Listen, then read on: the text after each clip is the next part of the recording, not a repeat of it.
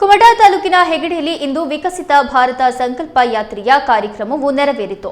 2014ರಿಂದ ಇಲ್ಲಿಯವರೆಗೆ ಕೇಂದ್ರ ಸರ್ಕಾರವು ದೇಶದ ಹಾಗೂ ಸಾರ್ವಜನಿಕರ ಅಭಿವೃದ್ಧಿಗಾಗಿ ಜಾರಿಗೆ ತಂದಿರುವ ಯೋಜನೆಗಳ ಕುರಿತು ಡಿಜಿಟಲ್ ಸ್ಕ್ರೀನ್ ಮೂಲಕ ಜನರಿಗೆ ಮಾಹಿತಿ ನೀಡಲಾಯಿತು. ಸಾರ್ವಜನಿಕರನ್ನು ಉದ್ದೇಶಿಸಿ ಮಾತನಾಡಿದ ಶಾಸಕ ದಿನಕರ ಶೆಟ್ಟಿ, ಮೋದಿಜಿ ನೇತೃತ್ವದ ಕೇಂದ್ರ ಸರ್ಕಾರವು ಕಳೆದ 9 ವರ್ಷಗಳಲ್ಲಿ ಕೈಗೊಂಡಿರುವ ದಿಟ್ಟ ನಿರ್ಧಾರಗಳಿಂದ ನಮ್ಮ ದೇಶದ ಆರ್ಥಿಕತೆಯು ಸಾಕಷ್ಟು ಸುಧಾರಣೆಯಾಗಿದೆ.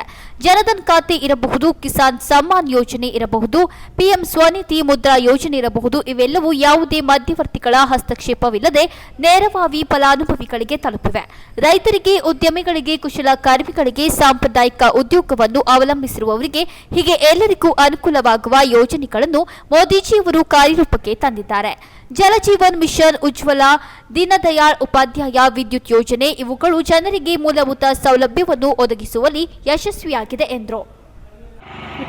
ಅವರೆಲ್ಲರಿಗೂ ಸನ್ಮಾನ್ಯ ಮೋದಿ ಅವರ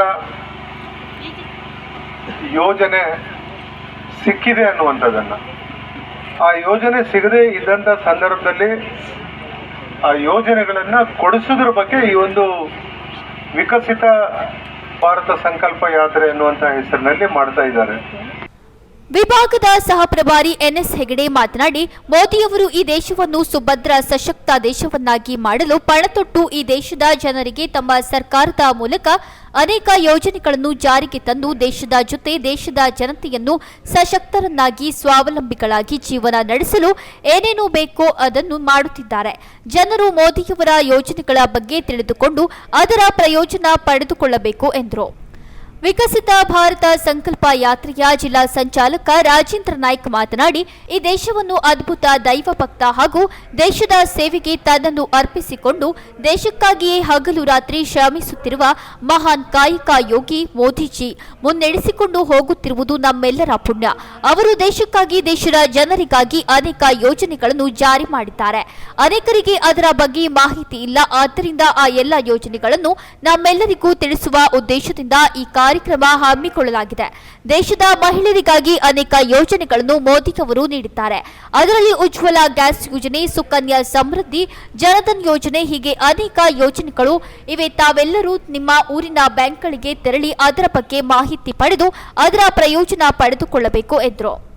ಕೇಂದ್ರ ಸರ್ಕಾರದಿಂದ ಜನರಿಗೆ ಬ್ಯಾಂಕ್ ಮೂಲಕ ನೀಡಲಾಗುತ್ತಿರುವ ಯೋಜನೆಗಳಾದ PMJDY, PM Vishwakarma, PMSBY, PM Svanidhi ಯೋಜನೆಗಳು ಹಾಗೂ ಇತರ ಬ್ಯಾಂಕ್ ಸೌಲಭ್ಯದ ಬಗ್ಗೆ lead bank manager Madhav Suresh ಹಾಗೂ ಹೆಗಡೆ ಕೆನರಾ ಬ್ಯಾಂಕ್ ವ್ಯವಸ್ಥಾಪಕ ಪ್ರಕಾಶ್ ಪ್ರಭು ಸಾರ್ವಜನಿಕರಿಗೆ ವಿವರವಾಗಿ ತಿಳಿಸಿದರು.